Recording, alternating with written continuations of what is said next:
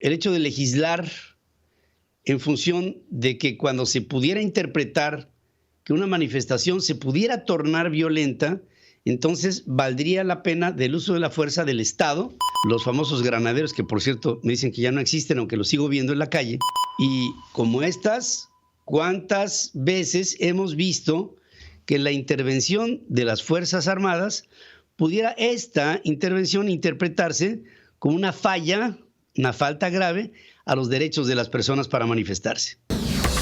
Pedro Ferriz de Con y su editorial. En Central FM. Equilibrio. Fíjense que hubo una legislación que se me hace muy interesante el analizar. La Suprema Corte de Justicia de la Nación validó los apartados de la Ley Nacional sobre el uso de la fuerza que autorizaría la intervención de las fuerzas de seguridad en manifestaciones o en reuniones públicas que puedan tornarse violentas. Yo creo que hay una premisa que reza que ni tanto que queme al santo, ni tampoco que pues, ni lo acabes viendo, no le alumbre. En últimas fechas hemos visto que bajo la observancia de los derechos humanos se presentan las fuerzas de seguridad solamente para recibir golpes. Los famosos granaderos, que por cierto me dicen que ya no existen, aunque los sigo viendo en la calle, salen y se despliegan y hay manifestaciones que van hacia ellos y les hacen de todo. Les provocan, los agreden, les pegan en sus escudos, en sus cascos, acaban malheridos en muchas ocasiones y ellos no tienen el permiso para accionar. Lo mismo pasa, por ejemplo, cuando se hace una manifestación, porque finalmente un grupo de más de 3 ya es manifestación, ¿no? Cuando se presenta un bloqueo en una caseta de peaje en una carretera. Está el bloqueo y se inhibe el cobro de las casetas desde el punto de vista oficial en Capufe, pero se hace el mismo cobro a través de una cooperación casi a fuerza de aquellos que llegan con un pasamontañas o con un paliacate y te piden una cooperación, o si no, pues a lo mejor no pasas o te patean el coche o lo que sea.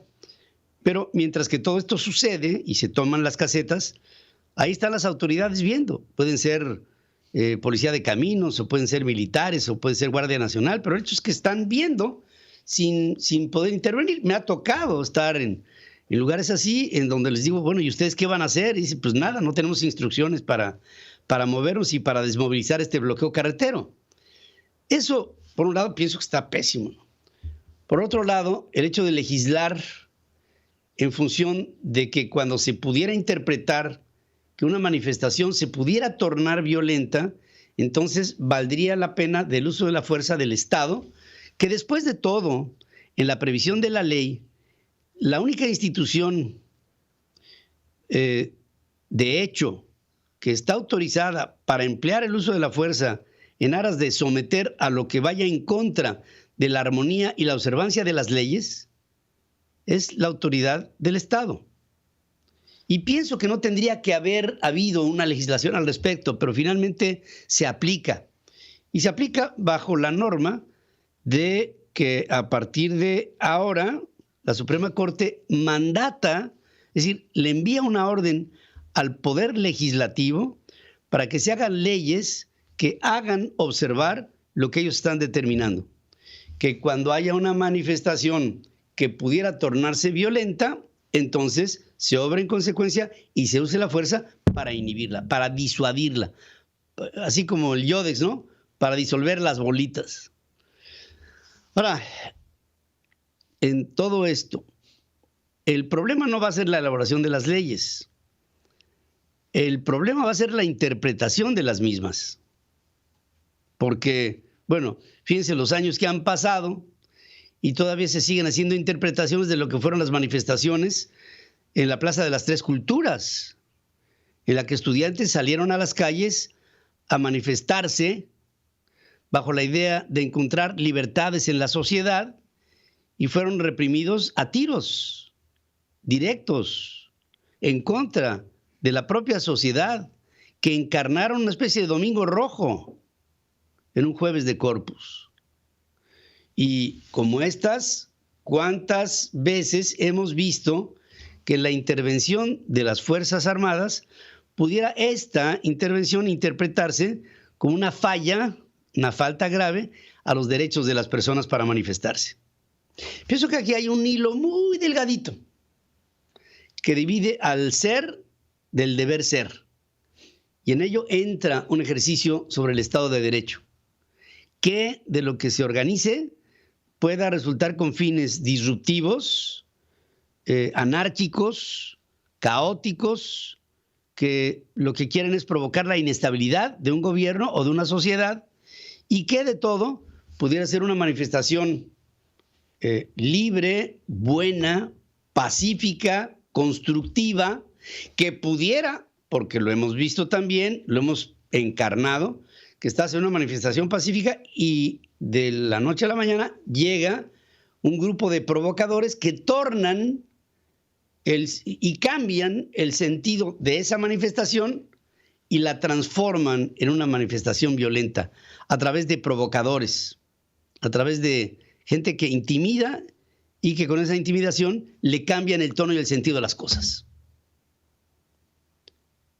Sí es cierto, en un país se debe de ejercer antes que nada y como letras de oro el ejercicio del Estado de Derecho. Eso es inapelable. Si no hay esto, no hay orden. Si no hay orden, no hay fuerza institucional. Y si no hay fuerza institucional, pues ¿qué les puedo decir? No hay estabilidad y se rompe esta. Y estamos viviendo un punto en donde se está viviendo al borde de esta institucionalidad. Porque las instituciones se van desluciendo, deslavando, decolorando en lo que se crea una institución mayor, que es una institución presidencial que parece dominarlo todo. Pero no vaya a llegar el momento en que con este tipo de promociones de ley lleguemos a un punto en donde nada se pueda manifestar. Y se los pongo como un ejemplo. Hablo de otro país, Cuba, julio. Se hace una manifestación en la que la gente dice ya no podemos seguir viviendo así. Y ayer condenaron a uno de los manifestantes a 10 años de cárcel por haberse manifestado en La Habana, Cuba, y haber sido una de las cabezas de esta manifestación. ¿Para qué? ¿Para ejercer el Estado de Derecho?